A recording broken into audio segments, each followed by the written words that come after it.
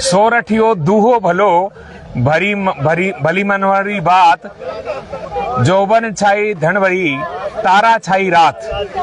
तो सोरठियो दूहो भलो भली मरवणरी बात, जौबन छाई धन भली तारा छाई रात।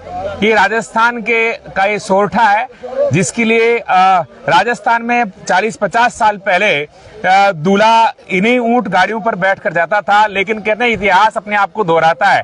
एक इतिहास दोहराया जा रहा है मंडा ग्राम में, यहाँ पर जी। तो दूल्हे के पिताजी हैं महेंद्र जी मील। तो महेंद्र जी ये बताइएगा कि ये आज लोग सफारी में, ओडी में और बड़ी बड़ी लग्जरी गाड़ियों में जा रहे हैं, ऐसे समय में आपने इस रेगिस्तान के जहाज का चयन किया, क्यों?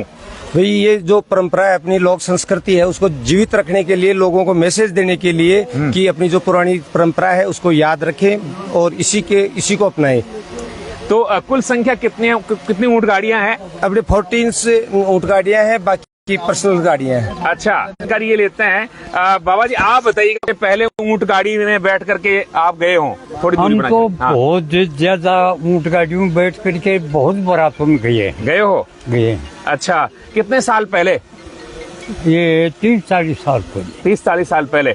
इसके बीच में ये दौर नहीं रहा, इसीलिए कि पुरानी परंपरा का जो बुजुर्गों की परंपरा थी उसको जीवित रखें। उसको जीवित आप रख रहे हैं, उसको याद करने के लिए। क्या सुरेश जी बताओ, कितने यहाँ जो वर यात्रा इसको बोलते हैं, वर यात्रा से बारात बनते हैं, तो कितने बाराती इसमें जा रहे हैं? कम से कम इसमें 200 से 250 बाराती हम जाएंगे।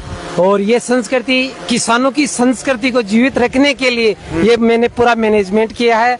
और राजेंद्र जी आपका बहुत बहुत धन्यवाद कि आपने इस मील परिवार फैमिली मंडा में आए और यहाँ पे संस्कृति को। दूल्हे के क्या लगता है? हम इसके चाचा जी लगते हैं। तो ये फॉर्मेट आपने तैयार किया कि ऐसा होना चाहिए? ये फॉर्मेट पिछले 3 महीने से मैं इस पे पूरा चक्रव्यूह रचा रहा हूँ कि किस प्रकार से फोकस कर रहा हूँ कि किस प्रकार से मैनेज करना है, किस तरह मैनेज करना है। यस। तो चलिए अब औरतों से भी बात कर लेते हैं, महिलाओं से बात कर लेते हैं। आप तो गीत के माध्यम से एक गीत सुना दो। आप तो एक गीत सुना दो, एक गीत सुनाओ, दूल्हे का गीत गाओ।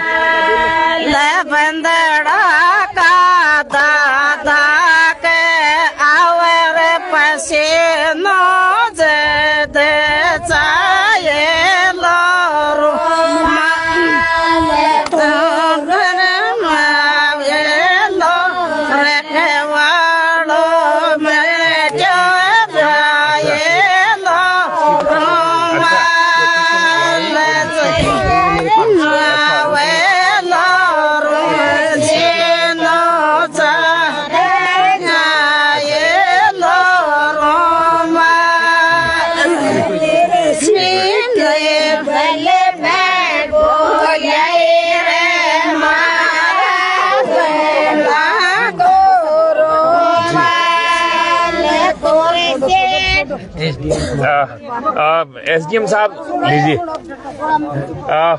अब ये जो राजस्थान की लोक संस्कृति जो विलुप्त हो गई थी और इसको जीवित रखने का जो अक्षुण्ण प्रयास कर रहे हैं, कैसा महसूस कर रहे हैं आप?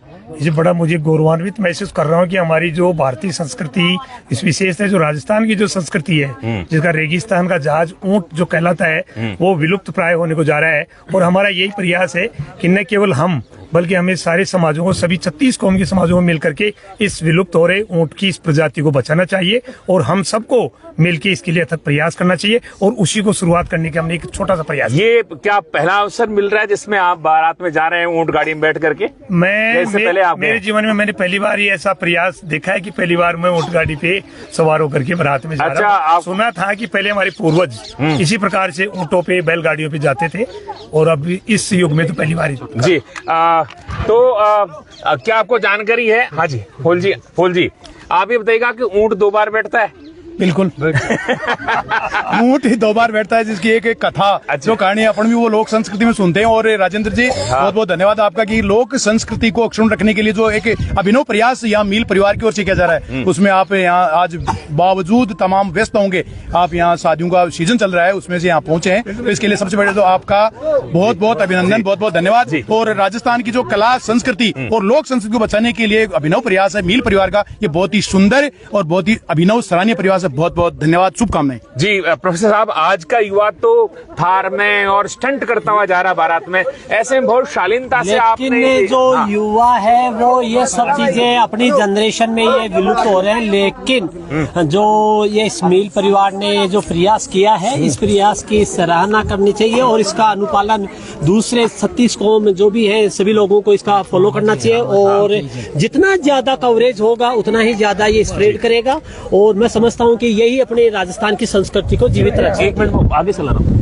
मैं, यहाँ आपको बता देता हूँ। जैसे आपने सुना होगा, दूल्हा जो होता है उसकी एक अभिलाषा होती है कि उन्हें बहुत लग्जरी गाड़ी में, महंगे से महंगी गाड़ी में दूल्हा अभिलाषा रखता है, इच्छा रखता है, पिता से कहता है, भाई से कहता है भैया इस तरह की एक बहुत सुंदर गाड़ी होनी चाहिए, जो महंगी से महंगी गाड़ी होनी चाहिए। लेकिन यहाँ पर दूल्हे ने चयन किया है ऊंट गाड़ी में बैठने का। ये यहाँ श्लाघनीय प्रयास किया है। रेगिस्तान का जहाज है जो 7 दिन के लिए एक स्टॉक लेता है पानी के लिए और फिर चल पड़ता है। तो राजस्थान के लिए कहा जाता है कि बातां राजस्थान की 2 बातां दमदार, अलगोजा खेता बजाय रण खेता तलवार।